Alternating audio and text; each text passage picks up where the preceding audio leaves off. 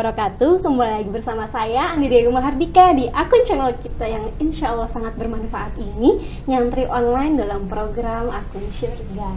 Teman-teman Akun Syurga, alhamdulillah kita sudah memasuki hari terakhir Ramadan. Dan selama 29 hari kemarin kita sudah menemani teman-teman semua yang insya Allah dapat banyak banget ilmu dan manfaat dari Akun Syurga ini ya teman-teman. Nah, sekarang kita akan membahas tema tentang fitrah, kesucian abadi. Bagi teman-teman yang belum subscribe, belum komen juga, belum pernah komen juga, dan belum pernah share, dan sekarang waktunya kalian untuk subscribe, komen, and share akun channel kita Nyantri Online dalam program Akun Syurga ini. Dan bagi kalian yang ada pertanyaan terkait agama, boleh langsung ketik di kolom komentar. Dan saat ini sudah hadir bersama saya Ustadz kita, Ustadz Saifuddin Zuhri. Assalamualaikum. Waalaikumsalam warahmatullahi wabarakatuh. Baik Ustadz, kabarnya gimana nih? Alhamdulillah sangat baik. Ramadan sudah kita lewati dengan perjuangan. Insya Allah besok merayakan kemenangan. Insya Allah ya Ustadz, alhamdulillah. Dan di samping saya sudah hadir juga bintang tamu kita yang menarik, yaitu Dr. Aji Saputra. Assalamualaikum dokter. Waalaikumsalam Kak Dika. Dokter, saya manggilnya Mas aja ya. Iya, boleh Mas Aji. Bagaimana kabarnya Mas? Alhamdulillah, ini sebentar lagi udah mau lebaran. Iya benar, besok lebaran. Tapi ini masih belum boleh. Tunggu, Belum. Waktunya sedikit lagi. Oke, siap Kak Dika. Ya, sehat ya Mas ya? Alhamdulillah. Alhamdulillah sehat. Terima kasih sudah hadir kembali di acara Nyantri Online. Sama-sama Kak Dika. Iya teman-teman, kita kembali ke tema. Oh ya, sebelum kita kembali ke tema, aku pengen ngasih tahu sesuatu. Bagi kalian yang mau glow up, yang mau melakukan perawatan wajah atau tubuh, boleh langsung datang ke klinik Salva Beauty Clinic di Jalan Rukan Permata Senayan, Blok B, Jalan Tentara Pelajar, Jakarta Selatan. Dapetin promo-promo menariknya, cus langsung ke sana ya. Ustadz, langsung ke inti pembahasan ya. Fitrah dan fitri. Setelah kita melewati 30 hari Ramadan, kita diwajibkan untuk berzakat fitrah. Apa perbedaan antara fitrah dan fitri ini, Ustaz? Apa yang dimaksud dengan fitrah? Baik, terima kasih. Bismillahirrahmanirrahim. Jadi dari segi bahasa fitrah ini artinya penciptaan. Iya. Penciptaan sejak awal mula. Jadi ya, kalau kita sholat itu ada doa iftitah ya, Allah berkebiran dan seterusnya. Ini wajjahtu wajhi lillazi fataras samawati wal ard, kepada saya menghadapkan wajahku kepada yang pencipta langit dan bumi. Jadi kadang Allah menggunakan kata khalaqa, kata menggunakan fatara. Jadi kalau fatara ini penciptaan dalam bentuk idealnya, originalnya. Jadi misalnya ini kita ada yang punya motor sport ya, ada punya mobil juga. Asli dari pabrikan itulah fitrahnya itu. Tapi kalau sudah knalpotnya diganti, ya, jadi yang tadinya datar menjadi miring begini ya, kemudian ada aksesoris mobil ditambah, dikurangi, diganti speakernya, radionya, itu sudah tidak ori lagi. Nah itulah yang merubah fitrah. Tapi kalau fitrah awalnya itu adalah sebagaimana bentukan awalnya, dan manusia kita ini semua sudah diciptakan dalam bentuk yang ori, yang asli sempurna. Hanya nanti perbuatan kita tadi karena lingkungan, karena keluarga, faktor teman dan sebagainya, fitrah ini berubah. Tadinya lembut, kemudian berubah menjadi kasar, sangar ya. Tadinya suka menolong, tiba-tiba berubah menjadi pelit dan sebagainya. Nah, itulah yang berupaya kita rubah untuk kembali kepada fitrah. Nah, salah satu caranya adalah dengan ibadah puasa tadi. Setelah puasa kita melatih diri kita melawan hawa nafsu tadi, kemudian melembutkan hati, terhindar dari sebuah perbuatan yang buruk itu, insya Allah kita kembali ke fitrah. Nah, kembali ke fitrah itu kalau disandingkan dengan kata Id ini artinya hari raya. Iya. Id itu artinya hari raya. Idul, jadi tidak bisa disebut Idul Fitrah. Jadi Idul Fitri. Jadi itu juga fitrah fitri itu juga, cuma karena sama Ustaz. Sama persis dari kata fatara tadi. Jadi tapi ada makna lainnya itu iftar. Nah sebentar lagi kita iftar ini ya. Kalau buka puasa itu futur, atau iftar itu breakfast. Jadi berbuka puasa. Jadi maknanya dua, kembali kepada kesucian dan buka puasa. Itu makna daripada fitrah. Jadi Idul Fitri juga bisa diartikan hari raya berbuka. Karena dulu kalau pagi kita tidak boleh makan, besok begitu Lebaran itu kita sudah boleh makan Iya. pertama di pagi hari setelah 30 hari. Boleh Ustaz makan. Boleh. Jadi fitr dan fitri sama saja ya. Nah, untuk dokter nih, kita kan biasa lebaran makannya banyak nih dokter, Waduh. dan bersantan semua biasanya ya Ustaz ya. Iya, ada Opor, dagingnya. ketupat sayur, semur, itu semua mengandung kolesterol nih. Menurut dokter gimana seharusnya? Nah, memang kalau pengalaman kami dari petugas kesehatan biasanya pada saat Idul Fitri atau hari raya, khususnya hari raya yang pertama, kedua, ketiga, itu paling sering memang pasien yang datang itu keluhannya karena masalah pencernaan, Pak Ustadz, atau karena Banyak pasien ya? Banyak kali, Mbak. Kaget ya. Kaget. Biasanya yang paling sering yang kita terima itu yang punya riwayat mah, yang biasanya jadi perhatian. Karena memang sejatinya kalau untuk seseorang yang memang sudah punya riwayat mah, sebaiknya makanan yang pertama kali masuk ke dalam perut itu jangan yang bergas-gas tinggi terlebih dahulu. Yang bergas tinggi ini apa aja? Nah, jadi kalau untuk yang bergas-gas tinggi, contoh dari minuman yang pertama itu ada teh. Nah, itu kan masyarakat kita suka sekali minum teh tuh, Pak Ustadz. Walaupun yang manis, yang tawar juga. Lalu yang berikutnya itu ada kopi. Nah, itu juga nggak boleh, Pak Ustadz. Terus ada minuman yang mungkin umum kita temui kalau acara-acara besar, apalagi Hari Raya Idul Fitri, Pak Ustadz ya, seperti soda. Nah, itu minuman soda juga nggak boleh. Nah, lalu pedas-pedas juga nggak boleh kalau dari makanan. Dari makanan biasanya yang masuk kategori bergas tinggi, selain dari pedas itu juga ada yang umbi-umbian, Pak Ustadz. Nah, Kira ini sehat itu dokter? Nah, jadi sebenarnya mungkin karena alhamdulillah beberapa hari ini kita banyak dapat ilmu dari Pak Ustadz juga ya tentang ini di nyantri online. Nah, memang benar yang dikatakan baginda Rasulullah, yang sesuatu yang berlebihan itu kurang baik. Tidak baik. Nah, jadi bukan berarti yang sudah punya riwayat mah ini tidak boleh makan makanan yang kita sebutkan sama sekali. Nah, masih boleh, namun memang ada beberapa strategi mungkin kita nyebutnya. Nah, jadi untuk misalkan mau makan besar, ini yang saya dapatkan dari guru-guru saya waktu masih zaman-zaman pendidikan. Itu misalkan mau makan besar kayak mau makan nasi, misalkan untuk 3 suap pertama, kalau bisa makannya hanya nasi putih saja. Oh, seperti itu. Iya, jadi tanpa ada lauk, tanpa ada kuah, tanpa ada sayur. Kalau ketupat boleh 3 potong ketupat. Boleh, ketupat boleh. Nah, namun begitu sudah selesai dari 3 suap tadi, boleh habis itu pakai kuah santan, habis itu mungkin pakai cabai atau yang lain, dengan catatan biasanya dari kita memang hanya kita yang memahami tubuh kita sendiri nih. Kalau misalkan Itu batasannya ya? iya, level 1 aja ya kuatnya sedikit, jangan sampai level 3, level seperti itu. Baik, Ustadz, kita kembali lagi ke tema ini, Ustadz. Jadi apa arti dari Idul Fitri, Ustadz?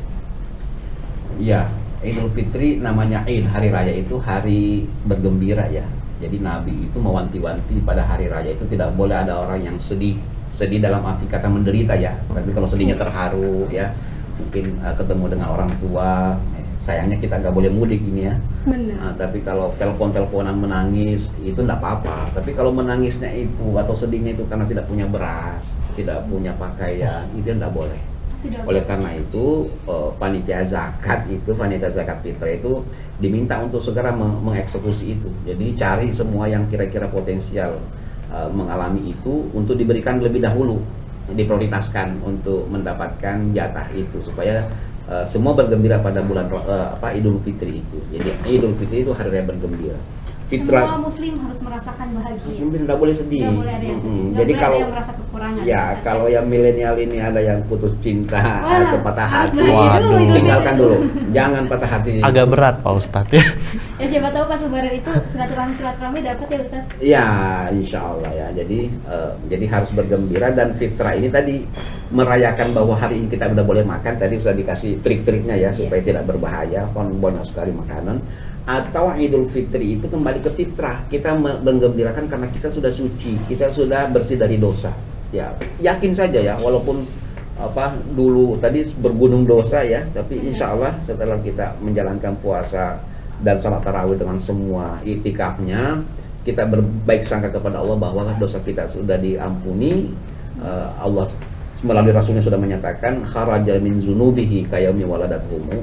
Semua yang menjalankan puasa ini keluar dari dosanya seperti baru lahir dari ibu. Itu yang kita rayakan pada besok hari raya Idul Fitri itu. Berarti kita kembali fitrah, kembali Betul, suci. kembali Ustaz. suci, original. Wah, subhanallah. Bukan KW Pak Ustadz ya. Bukan, ini asli semua ya.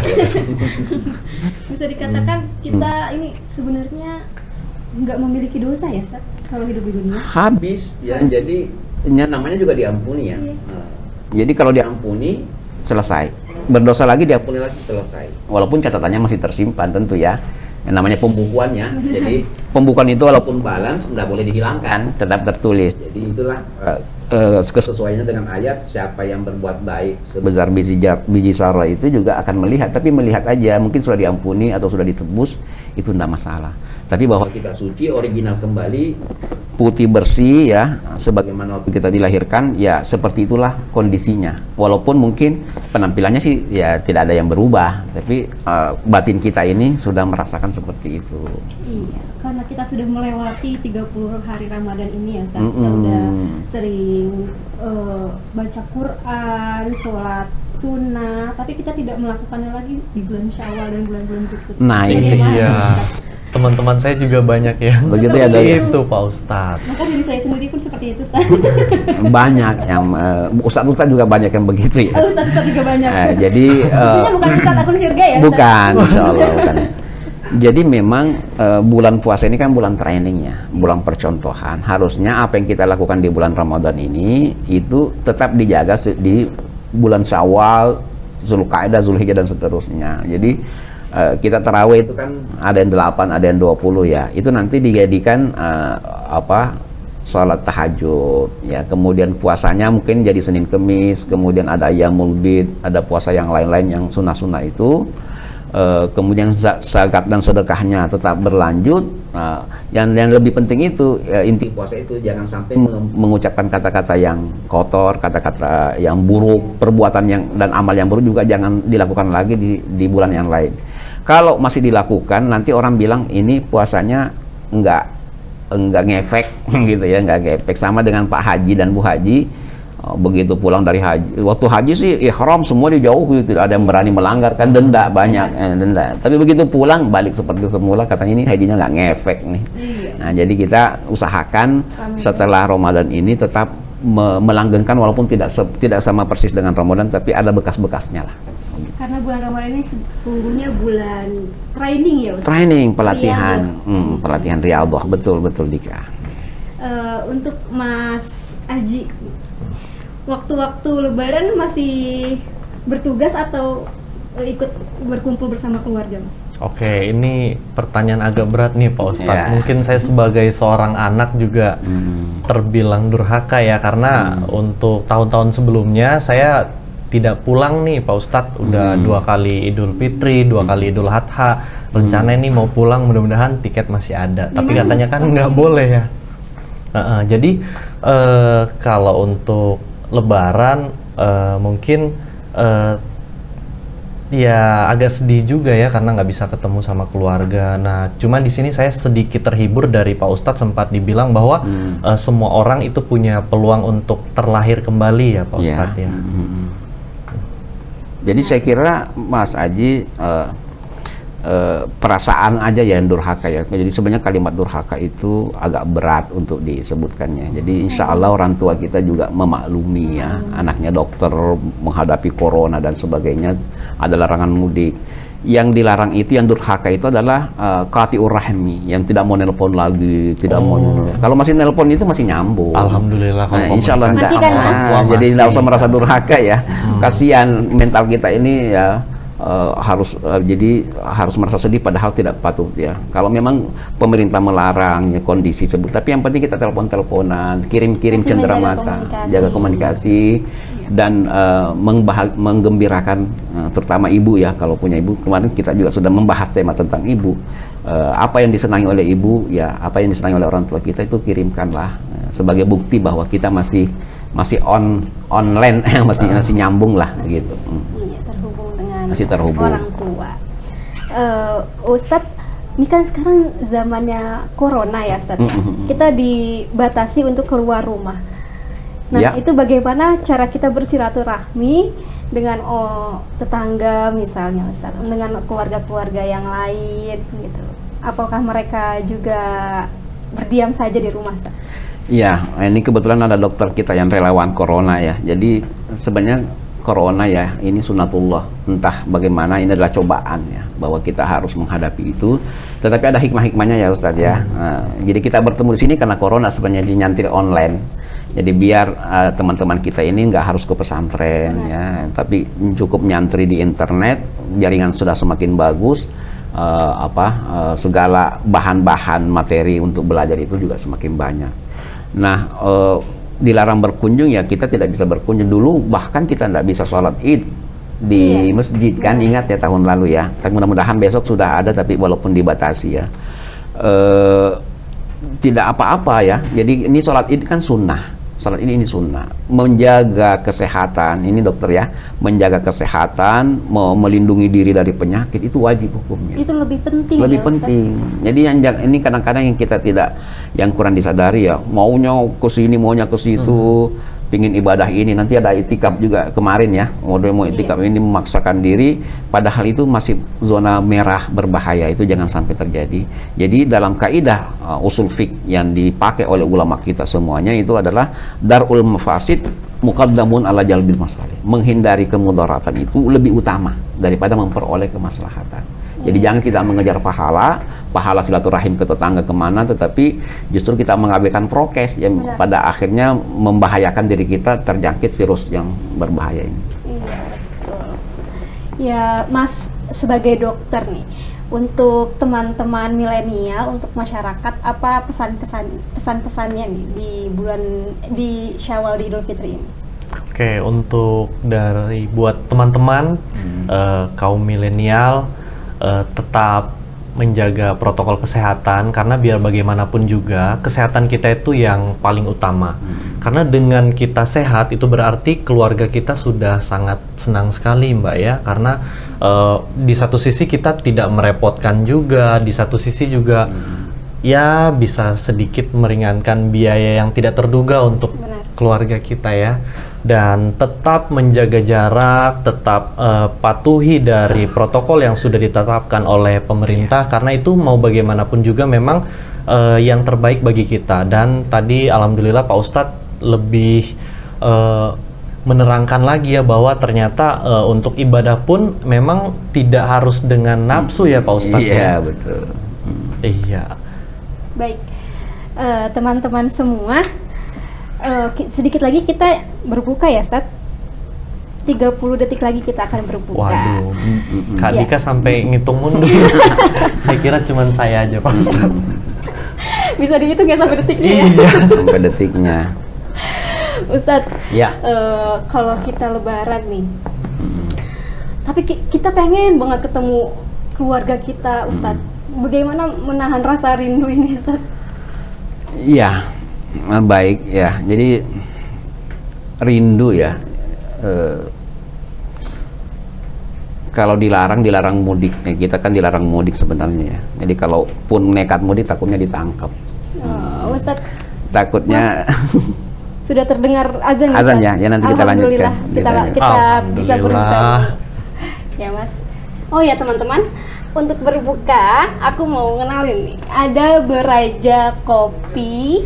Bukan kopi doang, tapi banyak juga varian rasa lainnya. Ada red velvet, matcha, dan teh-teh juga. Bagi kalian yang penasaran bisa langsung cek Instagramnya Beraja Kopi, ngopi terus sampai sukses. Ayo kita buka dulu, Ustadz. Silakan buka dulu, Ustadz. Sudah buka ya?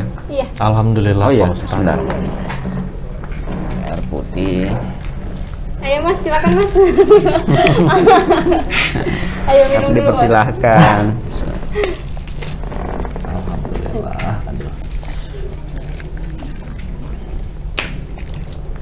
Air putih dulu ya.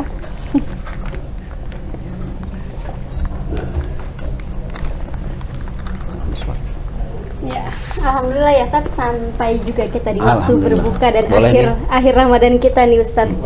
Alhamdulillah. Boleh ya? Iya Cobain. boleh Ustadz, silakan. Mas ayo. Oh udah. Udah. Udah ambil start duluan, Pak Ustadz. Gak apa-apa. Maaf. Gak apa-apa. Lama-lama. Berbicara tentang zakat fitri nih Ustadz ya, yang sangat kental dengan Idul Fitri juga. Zakat fitrah. Nah, kita ini bisa berzakat fitrah ini dengan beberapa barang misalnya Ustadz, atau apa nih Ustadz, apa aja yang bisa kita zakat fitrahkan? Oh iya, maaf nih Pak Ustadz, iya saya mau menyambung dari Kak Dika juga karena Iya. beberapa rekan-rekan saya memang punya pertanyaan seperti punya gaji bulanan, Benar. terus ada gaji sampingan seperti gaji harian. Nah itu untuk zakatnya seperti apa itu Pak Ustadz? Iya. Baik. Yang pertama tadi zakat fitrah ya. Jadi zakat fitrah itu dulunya itu dengan bahan makanan pokok. Jadi bahan makanannya apa? Kalau makanannya roti berarti gandum ya, Iya. atau terigu. Kalau kita ini nasi ya beras. Nah itu ya. Nah, itu takarannya kira-kira sekarang itu 2,5 kilogram. 2,5 kilogram timbangannya ya. Itu yang kemudian itu berlangsung lama. Kemudian pada zaman belakangan ini terasa bahwa itu kurang praktis ya. Jadi kalau bayangkan kita ini berapa ratus juta muslim itu mengumpulkan beras di masjid, nanti ongkos kirimnya, ongkos angkutnya dan sebagainya itu butuh biaya. Iya, betul. Kemudian dari segi manfaat juga selain ternyata uang ini, uang kertas ini juga itu adalah uang pengganti ya. Jadi misalnya kalau harga beras sekarang berapa ya? Anggaplah 10.000 atau 15.000, tinggal dikali 2,5 ya, sekitar 25.000 sampai 40.000. Itu bisa mendapatkan hal yang sama di tempat lain. Ya, jadi misalnya di satu tempat mustahiknya sudah penuh. Ya ini di Jakarta, Jabodetabek ini kadang-kadang ada konflik itu sudah tidak ada orang miskinnya. Nah, padahal zakatnya menumpuk, nanti kan ongkos angkut lagi. Nah tapi kalau pakai uang itu bisa ditransfer lebih mudah lah. Jadi insya Allah boleh menggunakan beras tadi, boleh juga menggunakan uang. Silahkan mau yang mana. Nah kemudian tadi kalau Pak Ustadz itu Perihal zakat Pak Dokter, provinsi mungkin ya. nah itu mengenai zakat mal. Tadi kita ini zakat fitrah. Iya. Jadi zakat itu dua macam dok ya. Jadi ada zakat mal, ada zakat fitrah. Besok ini zakat fitrah. Itu berupa bahan makanan pokok tadi. Dan cuma sedikit. Tapi tiap orang mau kaya mau miskin. Oh mau miskin juga wajib iya, itu. Kalau dia masih ada yang bisa dimakan untuk besok kelebihan itu harus dikeluarkan juga. Walaupun nanti dari panitia dapat lagi lebih banyak. 2,5-nya ya. 2,5 kilogram itu. Karena fitrah itu jiwa kita yang dizakatkan, bukan harta kita. Jadi siapapun yang mempunyai jiwa, termasuk bayi yang baru lahir, wajib dikeluarkan 2,5 kilonya itu ya. Nah, kalau zakat mal itu hitungannya haul, Ustaz. Nah, jadi dulu ya, hitungannya haul itu maksudnya kita punya harta itu sudah berada di tangan kita selama setahun. Kemudian mencapai nisab, itu sekitar 90 gram emas. Jadi kalau harga emas sekarang anggaplah 1 juta, jadi punya uang 90 juta dipegang selama 1 tahun, Benar. keluarkanlah zakatnya 2,5%. Harta yang tertimbun itu ya Ustaz. Yang tersimpan, bukan tertimbun. Tersimpan. Tersimpan. Kalau tertimbun itu miliar, kan kalau cuma 90 juta Tersimpan. tersimpan. Tapi kan problemnya begini, kita sebenarnya bisa memiliki seperti itu, tetapi waktunya tidak pernah sampai. Kenapa? Karena kita mendapatkannya bulanan. Ya, mendapatnya bulanan. Ketika dihitung bulanan demi bulanan, ternyata pas setahun itu nyampe juga melebihi 90 juta itu. Hukumnya? Di sinilah di antara ulama kita tidak semuanya sepakat.